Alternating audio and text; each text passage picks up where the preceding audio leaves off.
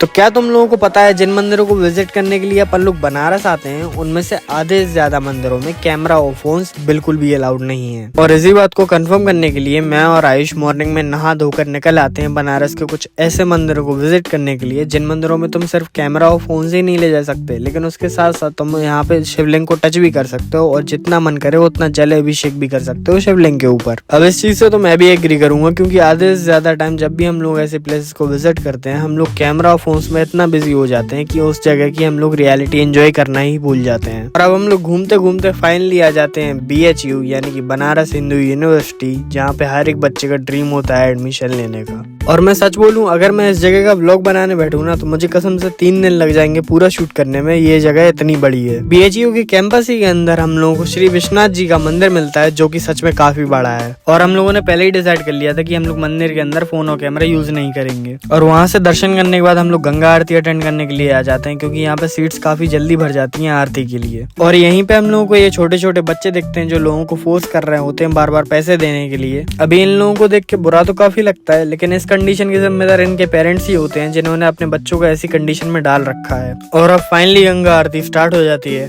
और सीरियसली मैं झूठ नहीं बोलूंगा, जो चीज यहाँ आके फील की जा सकती है ना, वो किसी भी रील्स या यूट्यूब वीडियो में फील नहीं की जा सकती। और गंगा आरती अटेंड करते करते हम लोगों को रात का 9 बज जाता है। और रूम पे जाने से पहले हम लोग अपने लिए एक मॉकटेल बनवा लेते, क्योंकि गर्मी बहुत ज्यादा हो रही थी। और अब हम लोगों की नींद खुलती है सुबह के 4 बजे। और क्योंकि हम लोगों को सुबह की गंगा आरती अटेंड करनी होती है, हम लोग अपना रूम लॉक करके घाट्स की साइड निकल आते हैं। और अब हम लोग जब घाट्स के किनारे पहुंचते हैं तब हम लोगों को रियलाइज होता है कि अकेलापन क्या होता है, क्योंकि इतने सूने घाट्स होने के बाद भी लोग अपने फोन के म्यूजिक को एंजॉय कर रहे होते हैं अपने अकेलेपन के साथ में।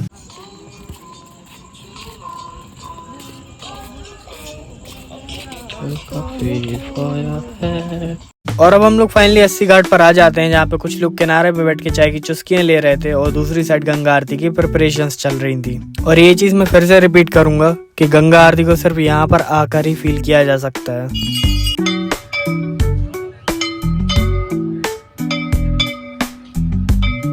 और सीरियसली मैं इस ट्रिप पर आके बहुत ग्रेटफुल फील कर रहा होता हूँ। और अब हम लोग आ जाते हैं लक्ष्मी चाय वाला पे, यहाँ के फेमस मक्खन टोस्ट और मलाई टोस्ट को ट्राई करने के लिए। और अब तुम लोग मेरी बात ध्यान सुनो, अगर तुम्हें मॉर्निंग में सबसे बेस्ट स्टार्टिंग करनी है ना बनारस में, तो तुम्हें सबसे पहले ये ब्रेड टोस्ट ट्राई करने ही पड़ेंगे भाई। जेन्युइनली तुम लोग रिग्रेट नहीं करोगे इन चीजों को ट्राई करने के बाद। अभी लक्ष्मी चाय वाला के ब्रेड टोस्ट खाने के बाद हम लोग फाइनली 80 घाट वापस आ जाते हैं, क्योंकि मुझे यहाँ पर एक कैफे विजिट करना होता है जो कि मेरी बकेट लिस्ट में 2 साल से पड़ा हुआ था। और ये कैफे होता है बनारस का सबसे ओल्डेस्ट कैफे, पिज़्ज़ेरिया वाटिका। और इनके सेटिंग एरिया से तुम्हें सीधे गंगा नदी का बहुत प्यारा व्यू मिलता है। और मुझे इस जगह के बारे में एक स्पाइसलर नाम के चैनल से पता पड़ा था 2 साल पहले। और हाँ, इनके पास इनका खुद का वुड फायर ओवन भी है, तो इनका पिज्जा तो 110% मैं ट्राई करने वाला ही हूँ। लेकिन स्पाइसलर ने सबसे ज्यादा तारीफ इनके यहाँ के एप्पल पाई की थी। मेरे ख्याल से मैंने इससे बढ़िया एप्पल पाई हिंदुस्तान में तो नहीं खाई है। लेकिन एप्पल पाई ट्राई करने से पहले मैं सबसे पहले इनके यहाँ का वाटिका स्पेशल पिज्जा ऑर्डर कर देता हूँ। और सच बोलूं तो मैं इनके पिज्जा ट्राई करने के लिए बहुत ज्यादा एक्साइटेड था, क्योंकि मैंने इनके रिव्यूज में पढ़ा था कि ये अपना मोज़रेला चीज और अपनी पिज्जा सॉस खुद ही बनाते हैं। और अब एंट्री होती थी स्टार ऑफ द शो